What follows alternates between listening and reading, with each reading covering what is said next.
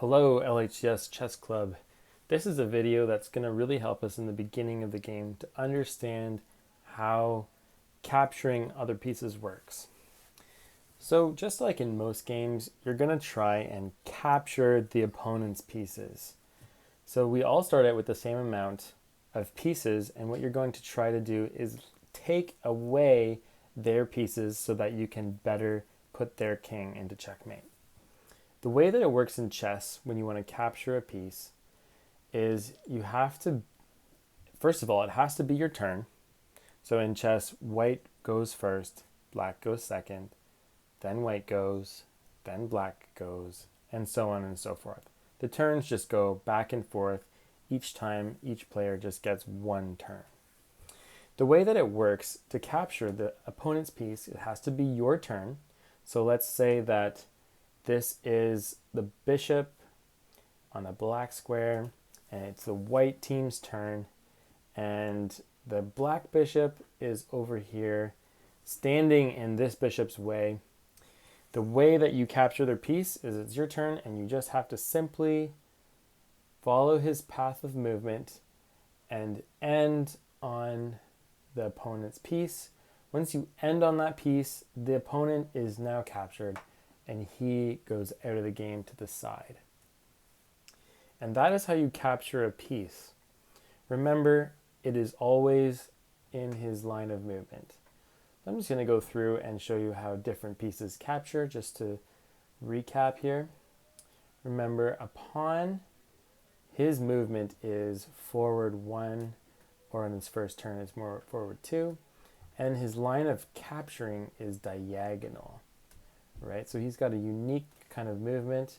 That means if it is the black team's turn and he is attacking this way, he can diagonally take this rook. He just simply sits on that piece, and the white rook is now captured and is out of the game. After you capture a piece, it is your opponent's turn next. I'm going to look at next the knight.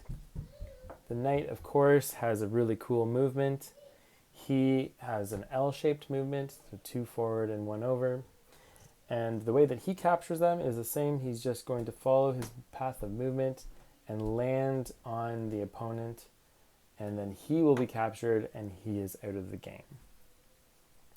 We're going to continue on here with the rook.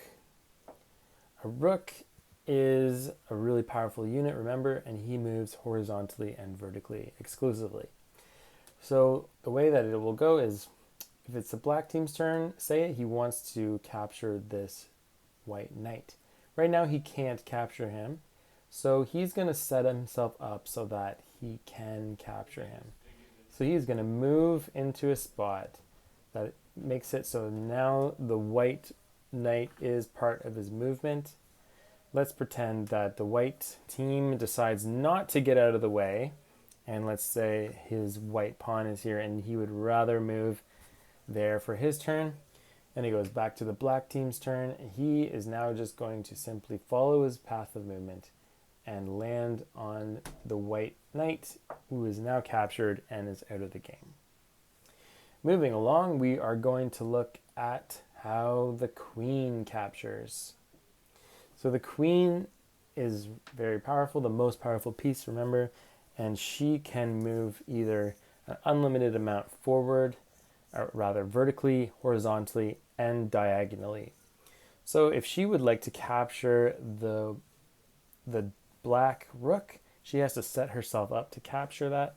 So one thing she can do is she can move into a great spot to attack the rook. So that is the white team's turn. Now the black team's going to move, pretend they don't even see that the white queen is actually in line to attack this guy. They're going to move here out of ignorance because they don't know what's going to happen. And meanwhile, she is lurking to attack.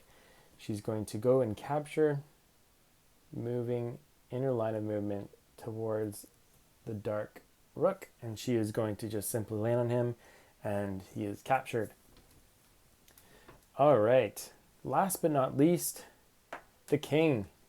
Yes, indeed, the king also can capture.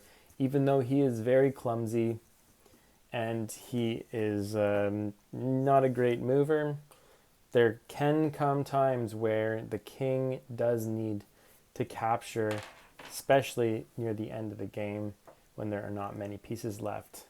So I'm just going to have a situation here. I'm going to make it up. Let's say that this is a game going on right now, and it is the black team's move. The black team wants to take out this pawn with his king. The king will simply move forward. Remember, he can only move one, so he moves forward.